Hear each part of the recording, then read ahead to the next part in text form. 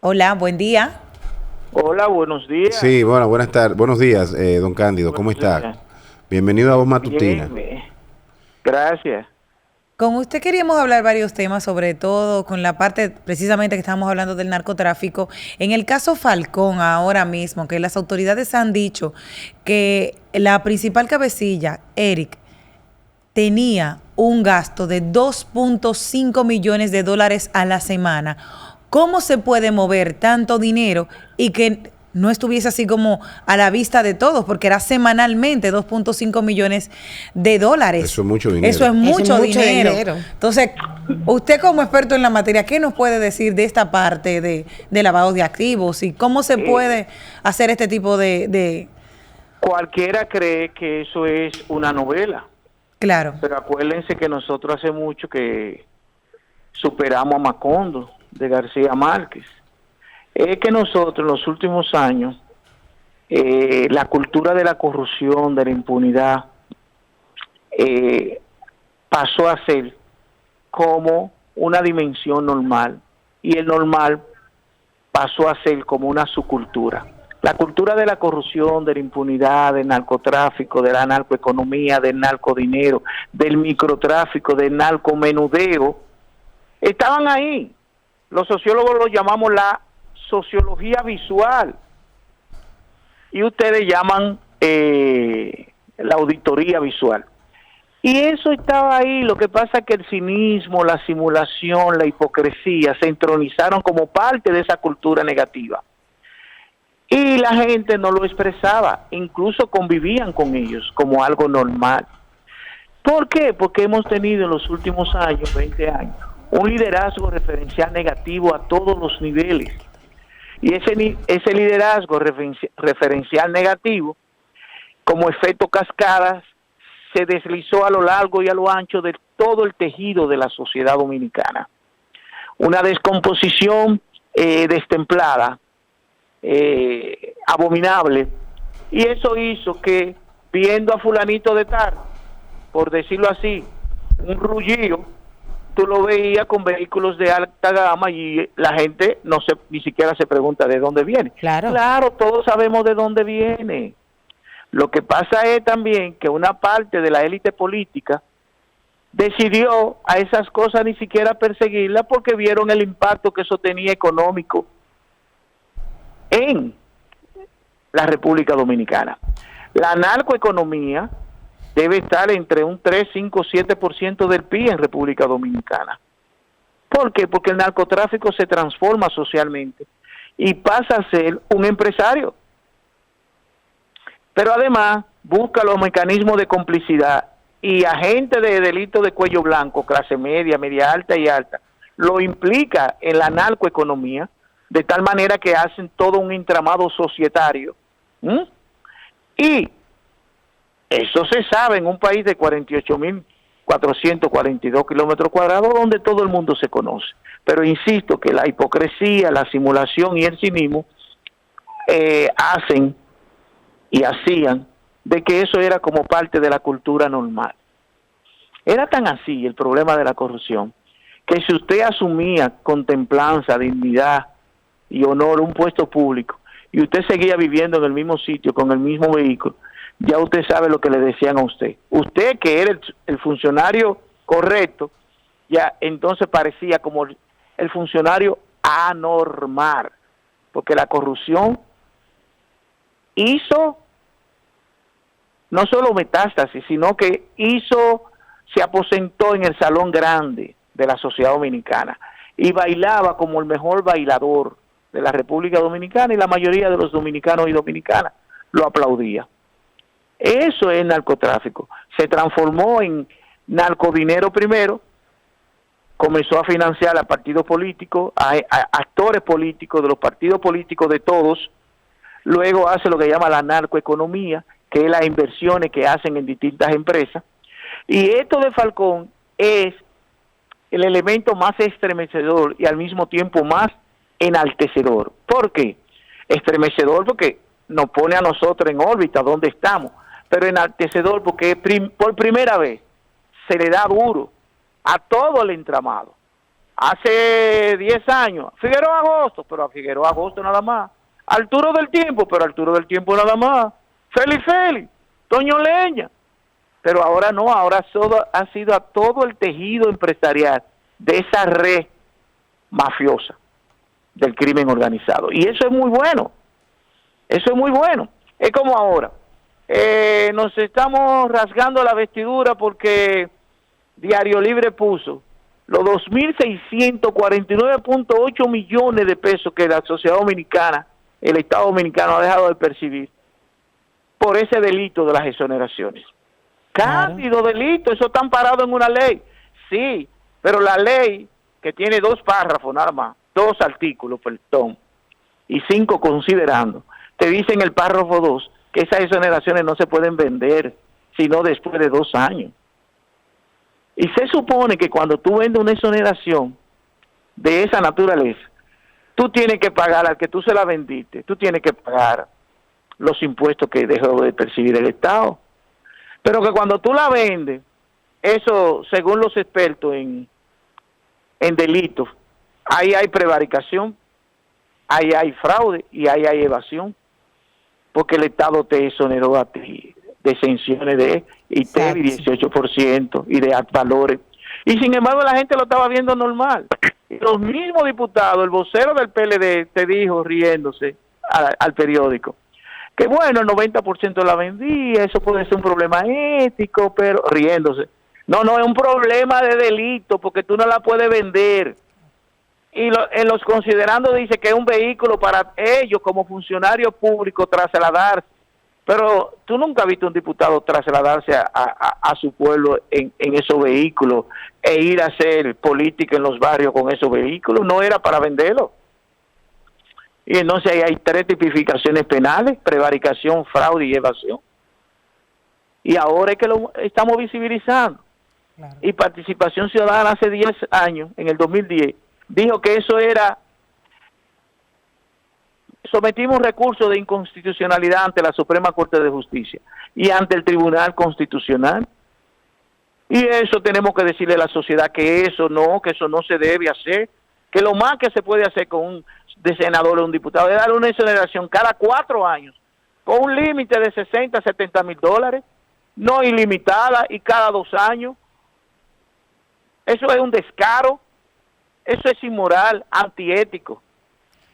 Doctor, profesor, desde su punto, ¿cómo podría evitar, ya hemos discutido en varias mesas, en varias ocasiones, se tienen 2 semanas discutiendo el tema de la relación del narcotráfico y la inyección de capital en partidos políticos y en otras aristas del sector económico dominicano, como es el caso de la construcción o como es el caso, en el caso de los vehículos, pero a través de dealers? ¿Cómo podría, desde su perspectiva Mira, lo primero es que tenemos que exigir, ahora hay que aprovechar, es el momento.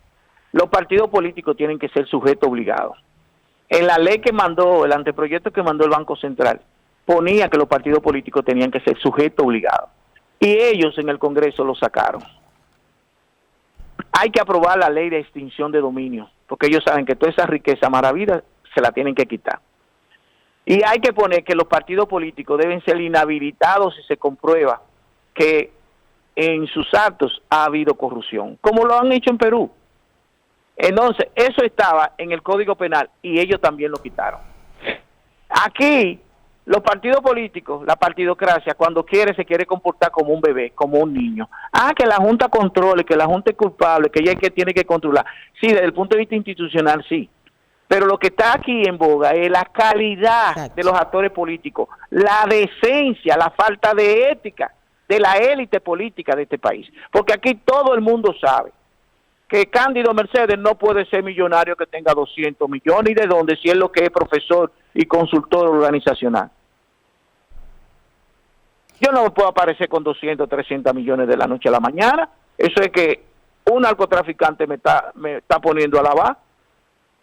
¿Y qué pasa? Que mucha gente que no tiene convicciones éticas, el narcotraficante te dice, fulano de tal, mira, aquí hay 50 millones. como tú eres una persona de prestigio, toma y tú coges 10 millones de ahí. Bueno, de cada 100 gente en una sociedad con una crisis moral tan profunda, aunque sean clase alta, muchos lo cogen, porque vamos a decirlo, muchos lo cogen, sabiendo que eso viene de narcotráfico. Pero son 10, 20, 30 millones, y hay gente que no calculan las consecuencias. Profesor, hemos visto que con el tiempo la gente lo que busca es el poder, llámese dentro de los partidos políticos, de poder tener esa dinámica de llegar a algunas posiciones políticas. ¿Realmente hay una voluntad dentro de los partidos políticos de discriminar quién se acerca y quién no? Bueno, estamos en una etapa interesante de transición compleja en la sociedad dominicana, y yo pienso que estamos viviendo un antes y un después. Van a tener que cambiar. Lo que pasa es que, como decía un experto, Tom Ross decía, a menudo en el aprendizaje lo difícil no es internalizar nuevas ideas, sino que lo difícil es abandonar la vieja. Aquí tenemos esa partidocracia, aunque algunos son jóvenes, son viejos. Tú viste esos pobres diputados ahora en el Congreso defendiendo las exoneraciones y acabando con los empresarios y con la sociedad civil. Ellos no dicen, sí, reconocemos que hicimos eso y eso está mal. No, el malo fue el periódico que lo visibilizó. Esa es la crisis moral y ética. ¿Por qué? Porque la mayoría de los actores políticos no son políticos profesionales, ni tienen ética. Ahí hay gente, comerciante de la política, como decía Juan Bosch. Y gente que, como decía José Mojica, el poder no te cambia, lo único que revela lo que verdaderamente tú eres. Entonces, eso es lo que está pasando. Mucha gente que va a la política a hacerse, pero el político de verdad es sensible y va a hacer políticas públicas para contribuir al desarrollo de la sociedad que le ha tocado vivir y el momento histórico que le ha tocado vivir. No es a hacer dinero y a buscar dinero. Lo que ocurre es que, desgraciadamente, el PLD, Danilo Medina, Leonel Fernández, que se suponía que eran hijos de Juan Bosch, entonces se encandilaron no en la figura de Bosch, sino en la figura de Balaguer trastocada, porque nadie puede acusar a Joaquín Balaguer de haberse aprovechado económicamente desde el Estado. Balaguer fue un corruptor, pero no corrupto. Juan Bosch fue el político más honrado que tuvimos a lo largo del siglo XX. El político más honrado y más honesto. Sin embargo, sus discípulos no fueron así. Diezmaron y destruyeron esta sociedad. Señores, es que la gente creía que era normal robar. Señores, hay gente que estaban dirigiendo instituciones públicas, oye, que tenían una nómina en la plataforma, bien. Tenían una nómina, una nominilla para los compañeros del partido, pero que no trabajaban. Y tenían una nómina, algunos funcionarios, para ellos robarse ese dinero. Era mal que estábamos como sociedad. Claro. Muy mal. Quiero preguntarle algo, porque hay mucha gente que opina que sí, otros que no, pero me interesa escucharle a usted. ¿Realmente República Dominicana podríamos considerar como un narcoestado? República Dominicana, el que diga eso no ha leído de lo que se llama la sociología de la criminalidad ni nada de eso. Narcoestado es cuando muchos funcionarios, altos funcionarios, están vinculados directamente con el narcotráfico. Aquí lo que hay es narcotráfico. Ese narcotráfico ha generado narcoeconomía y han comenzado desde hace mucho el narcodinero a financiar a actores políticos. Pero narcoestado no tenemos. Eso no es verdad.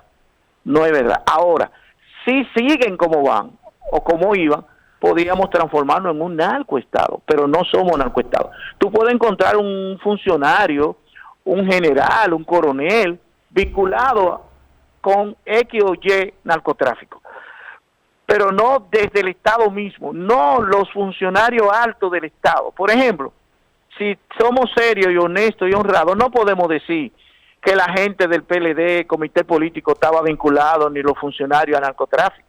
El PLD lo que hizo fue que cerró los ojos. le dio la espalda a eso.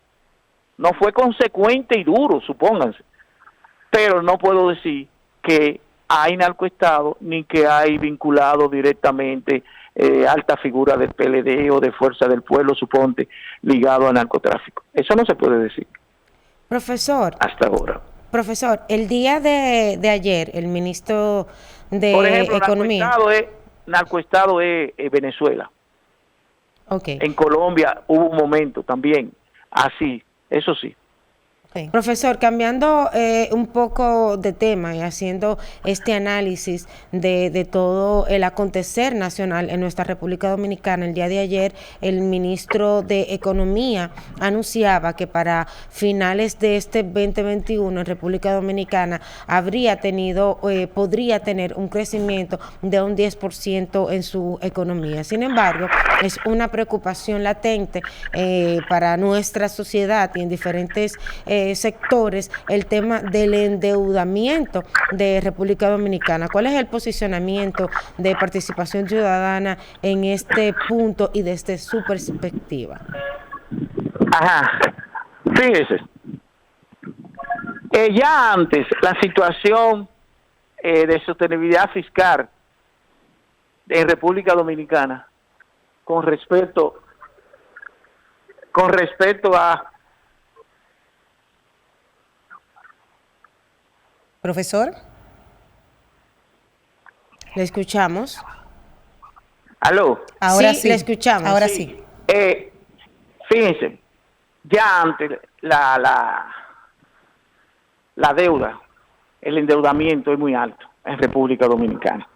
Nosotros estamos pagando en amortización de la deuda y pago de interés más dinero que lo que significa la inversión en salud y educación juntas. Y eso no es sostenible en el tiempo. República Dominicana tiene que encaminarse a una política de sostenibilidad fiscal, ya a corto, a mediano y largo plazo. Ahora, en este momento había una necesidad de endeudarse. ¿Por qué? Porque la economía estaba en el suelo. La economía en el 2020 cayó 6.7% y hubo un déficit de 450 mil millones. Endeudarse no era una